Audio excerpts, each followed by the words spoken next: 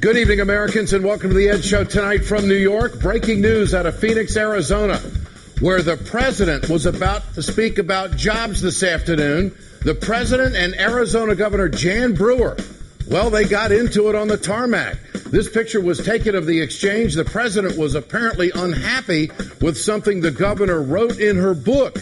Brewer didn't like what the president had to say and stuck her finger in the president's face. We'll have more on this with E.J. Dionne in just a bit. We got a lot to talk about tonight. This is the Ed Show. Let's get to work. All totaled, the tax rate is really closer to 45 or 50%. Mitt Romney unveils a brand new misleading defense for his sweetheart tax rate.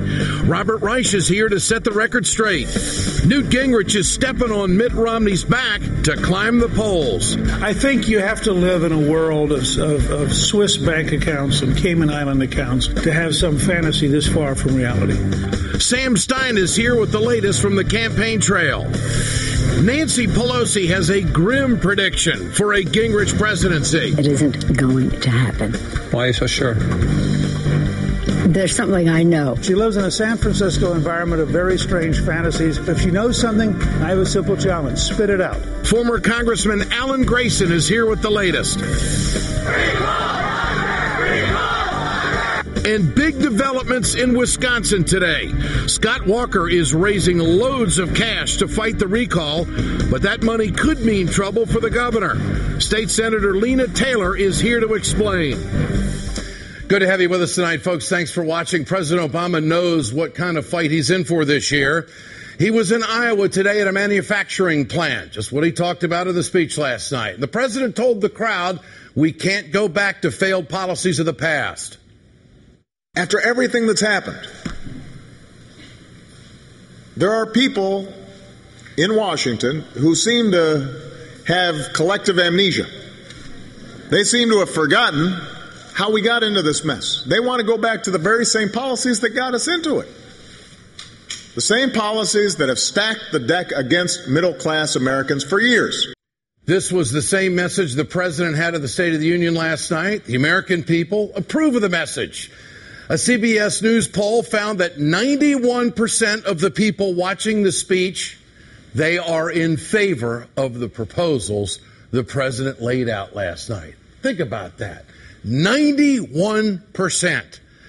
Only 9% disapprove. That's a heck of a number, isn't it? But of course, Republican members of Congress, they're with the 9%. They don't approve of policies like this. It is time to stop rewarding businesses that ship jobs overseas and start rewarding companies that create jobs right here in America. Send me these tax reforms and I will sign them right away. Republican House Leader Eric Cantor, sat on his hands by President Obama, outlined a plan to stop outsourcing of jobs in this country. This is a good thing for America. Cantor isn't interested in good things for America. At least that's what it looks like. Even improvements in the economy aren't good things to Eric Cantor. The bottom line is, overall, this economy could be doing a lot better, and the reason why we're not doing better is the policies that have been promoted by this president in the White House just haven't worked. Time out. He said the bottom line. I got a bottom line for you, Mr. Cantor. Right here. Right here. Proposals President Obama made in his speech. Here we are. Here's where the country is. 91% approved. That's a CBS News poll.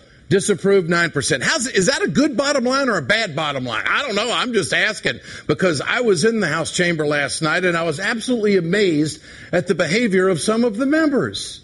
No need to get angry. It's just a speech. Republicans would not applaud the rebirth of the American automobile industry. In exchange for help, we demanded responsibility. We got workers and automakers to settle their differences. We got the industry to retool and restructure. Today, General Motors is back on top as the world's #1 automaker.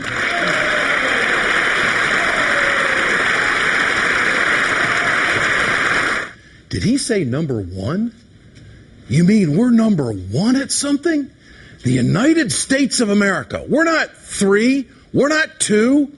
We have a company that's number one. President Obama didn't take credit for the automobile industry's success. He used the word we. But he has every right, I think, to take some credit. In February of 2009, here's another bottom line for you there, Canner.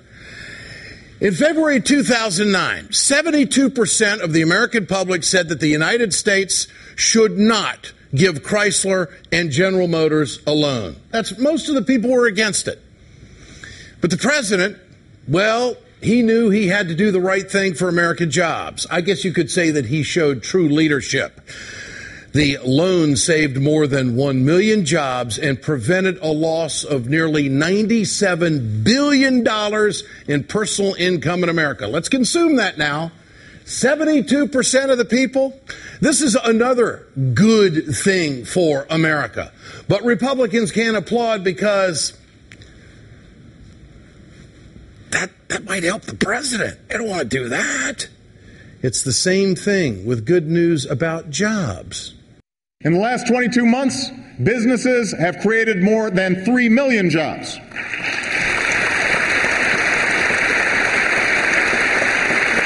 Where I was sitting, it was to the left. The president's right here speaking. I was sitting to the left, right up there in the balcony, and down below there was about probably 100 Republicans sitting together. You could tell because none of them were moving during the speech. They tried to integrate, Republican, Democrat, but some of them didn't do it. But there was this one section last night, in instances like that, they couldn't put their hands together for anything. Why were you not applauding, Speaker Boehner? Are they following your lead? The numbers are undeniable. 22 months of private sector job growth, and last year was the most growth since 2005. All I'm saying here tonight, isn't this a good thing for America? Have we gotten so cynical in America we deny facts? Deny families having good success as our economy is starting to move in the right direction? Republicans can't bring themselves to applaud this good news, and they couldn't do it last night. Well, look, you know what you saw? You saw the full illustration of a record number of filibusters in action in about 1 hour. Republicans don't have passion for good economic news. They have passion for defeating the President of the United States. But President Obama knew exactly what he was walking into last night. This is why he ended by talking about the shared mission of SEAL Team 6 and what it symbolizes for this country. No one built this country on their own. This nation is great because we built it together. This nation is great because we worked as a team. This nation is great because we get each other's backs. And if we hold fast to that truth in this moment of trial, there is no challenge too great, no mission too hard. As long as we are joined in common purpose, as long as we maintain our common resolve, our journey moves forward. And our future is hopeful. And the state of our union will always be strong. I mean, he's like a coach in the locker room talking to a team that has a bunch of hot dogs on the team and a bunch of big personalities on the team. And they have so much potential and they can do so many things if they just come together. President Obama basically was saying last night to the American people, playing to our best impulses of Americans, is that it is amazing what we can accomplish as a country, as a people, if we're not concerned with who gets the credit. Think about that. A coach has got a team. Heck, it's basketball season right now, isn't it? How are these teams going to get to the Final Four unless they're a great team? Part of being a coach is focusing your talent and focusing your team. The president knows that there are talented people within the arena last night, and he's asking them to get together and play together for their fans. I guess you could say the American people. Playing to the best instincts of all of us as Americans. It is amazing what we can do. Did you see what SEAL Team 6 did? It's amazing what we can do when we're unselfish and we don't care who gets the credit because we know that the team, the United States of America, is going to benefit if we just work together. Get your cell phones out. I want to know what you think. Tonight's question.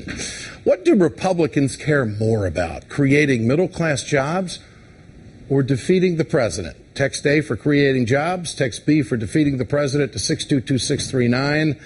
And you can always go to our blog at ed.msnbc.com. We'll bring you the results later on in the show. Joining me tonight, MSNBC contributor E.J. Dionne, senior fellow at the Brookings Institution and columnist for the Washington Post. I tell you what, it's all about teamwork. I believe you wrote about that today, E.J. Dionne. Did you not?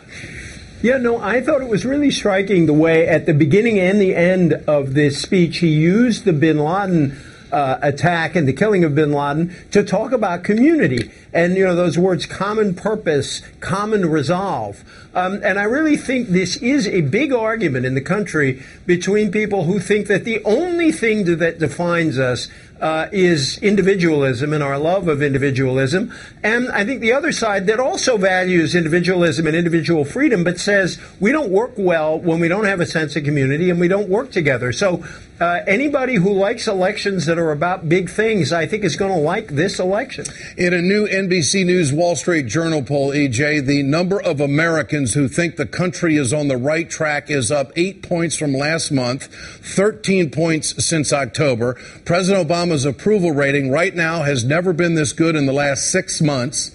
Is obstruction hurting Republicans more than it's hurting the president? I mean, the American people, they love streaks. We love winning streaks. When we hear that there's 22 months of private sector job growth and how public sector jobs are going down, government job numbers are going down. I mean, the Republicans should be loving this stuff, but they just can't bring it to themselves and say, hey, you know, we're moving in the right direction. Who's winning and who's losing on these numbers?